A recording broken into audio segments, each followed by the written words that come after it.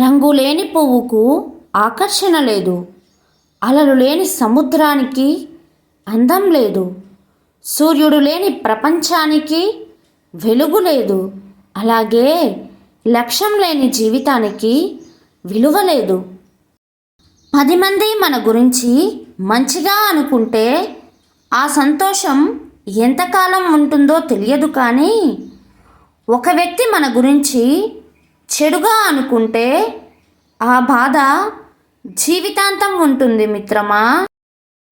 మనల్ని అవమానించిన వాళ్ళపై ప్రతీకారం తీసుకోవడానికి సరైన ఆయుధం మన విజయం మాత్రమే.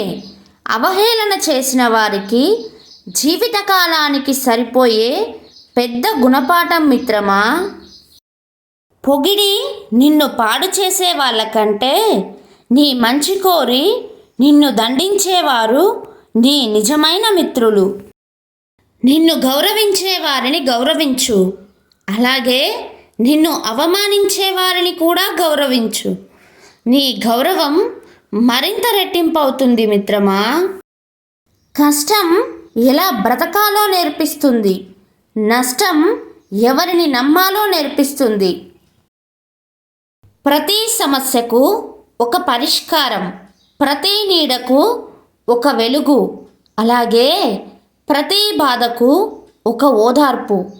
విశ్వాసం కోల్పోకండి.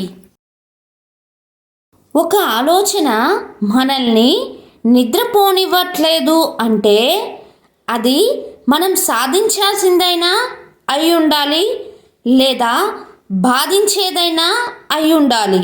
నిజమే కదా. ప్రతి రాయిలో భగవంతుడు ఉంటాడు, కానీ దానికి రూపం ఇవ్వడానికి ఒక శిల్పి అవసరం తప్పనిసరి.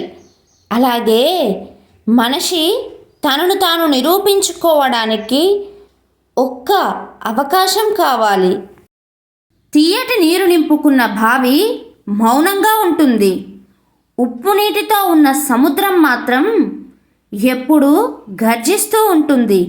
అలాగే అజ్ఞాని అరుస్తాడు, జ్ఞాని మౌనంగా ఉంటాడు.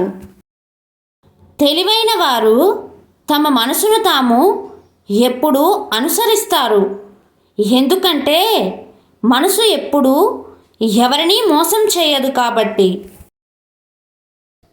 ప్రయత్నించి చూడు, ప్రయత్నించకుండా చిన్న గెలుపు కూడా సాధ్యం కాదు.